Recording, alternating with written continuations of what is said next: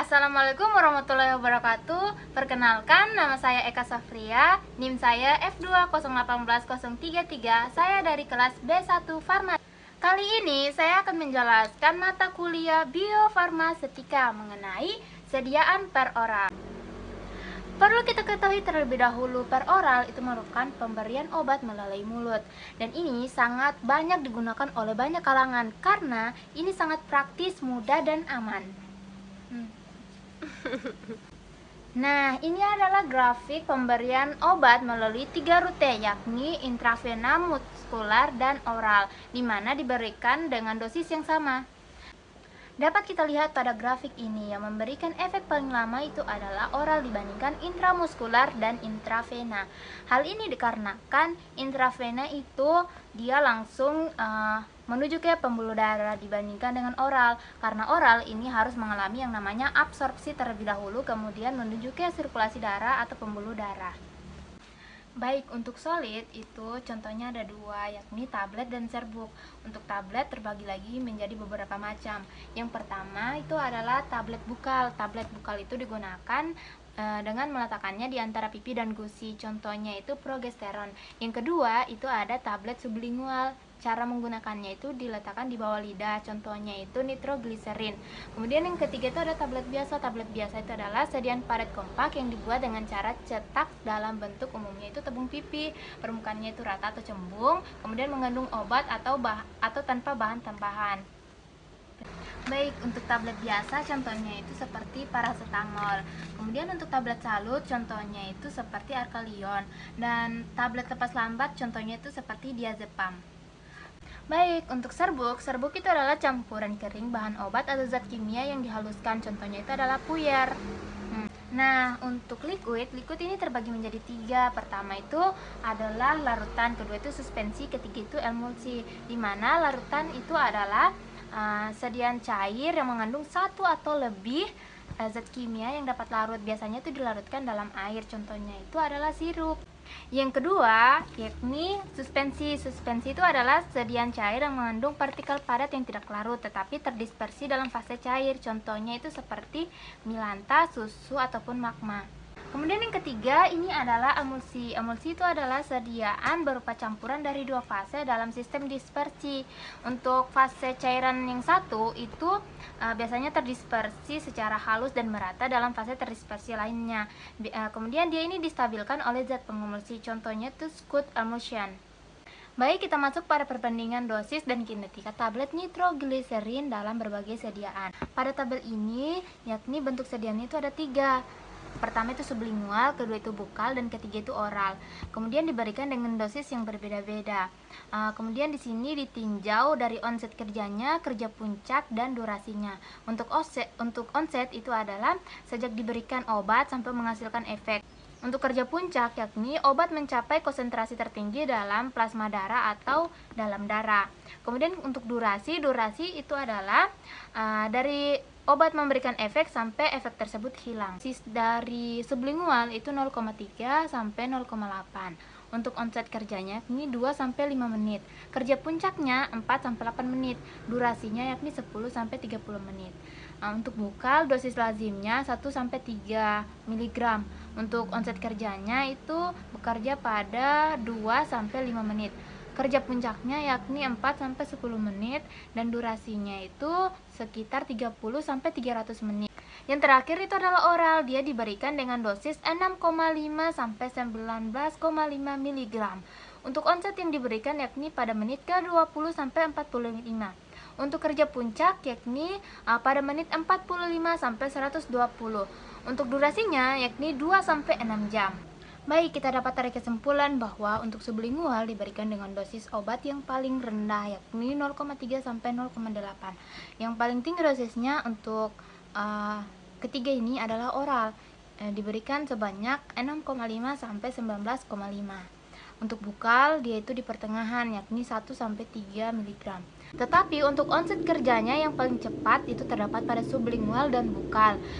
Onset kerjanya yakni pada menit ke-2 sampai 5. Yang paling lama itu untuk oral. Oral itu untuk kerjanya sekitar 20 sampai 45 menit. Untuk kerja puncak atau obat mencapai pada konsentrasi tertinggi dalam plasma darah, yang paling cepat itu adalah sublingual dan bukal. Sublingual dan bukal itu tidak jauh berbeda, yakni hanya beda 2 menit. Untuk kerja puncak pada sublingual 4 sampai 8 menit. Untuk bukal yakni 4 sampai menit ke 10. Untuk oral dia ini yang paling lama kerja puncaknya, yakni sekitar 45 sampai menit ke 120. Kemudian untuk durasi yang paling cepat itu adalah sublingual. Durasinya yakni pada menit ke 10 sampai 30 menit.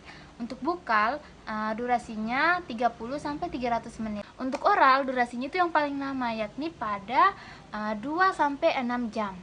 Nah, kemudian kita akan membahas mengenai pertama, bagaimana sih perjalanan obat di dalam tubuh. Yang kedua, faktor-faktor apa saja yang dapat mempengaruhinya. Ketiga, bagaimana proses pelepasan bahan aktif dari suatu obat.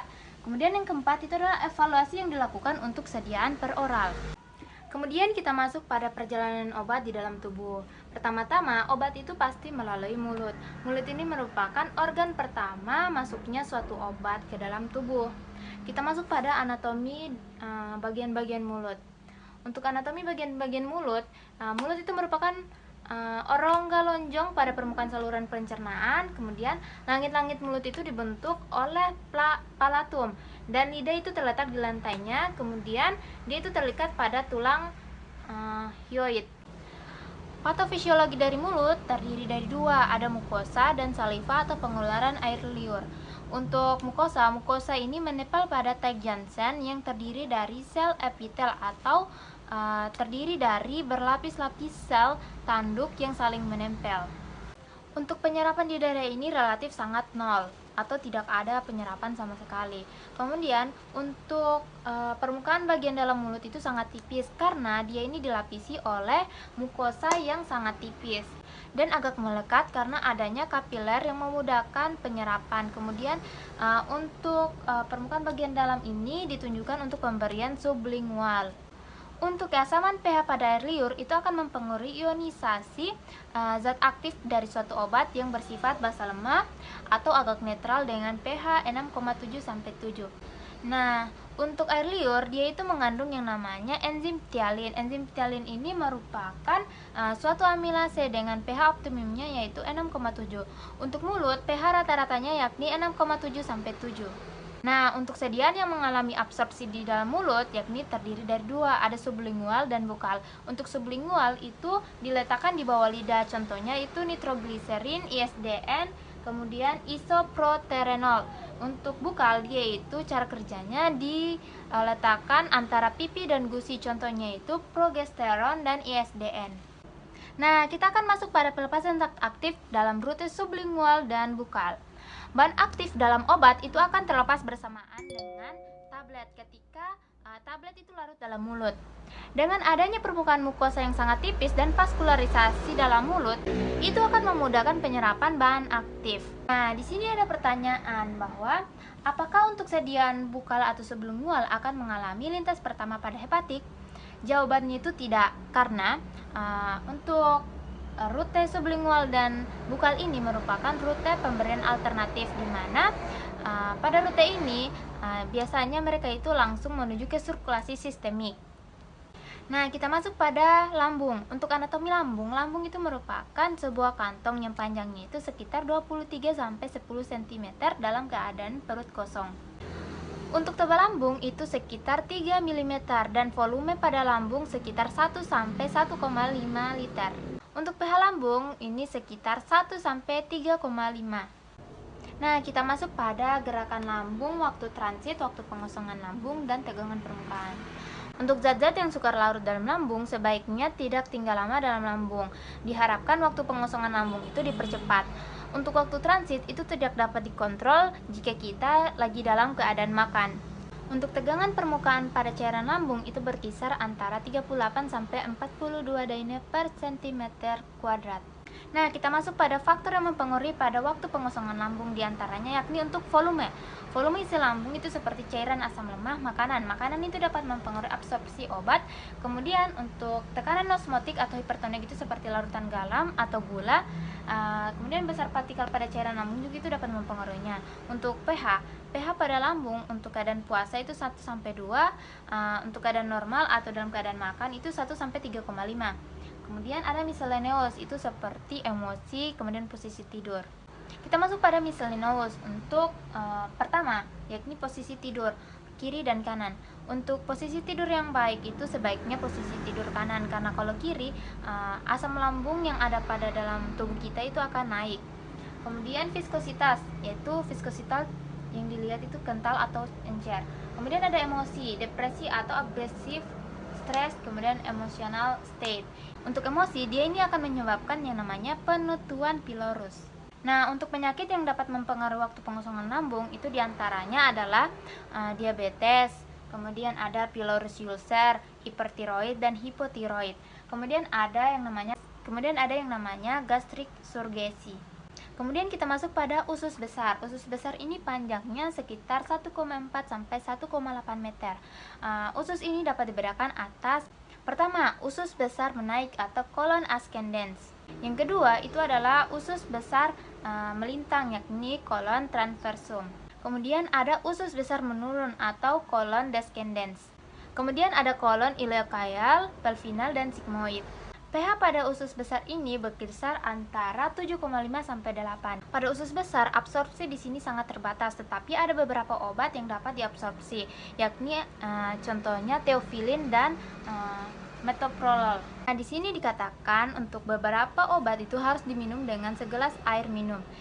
Mengapa demikian? Alasannya yakni karena agar risiko terjadinya efek interaksi antara obat itu dapat berkurang. Oke, terima kasih telah menonton. Mohon maaf jika ada salah kata atau kekeliruan. Sesungguhnya saya hanyalah manusia biasa. Wassalamualaikum warahmatullahi wabarakatuh.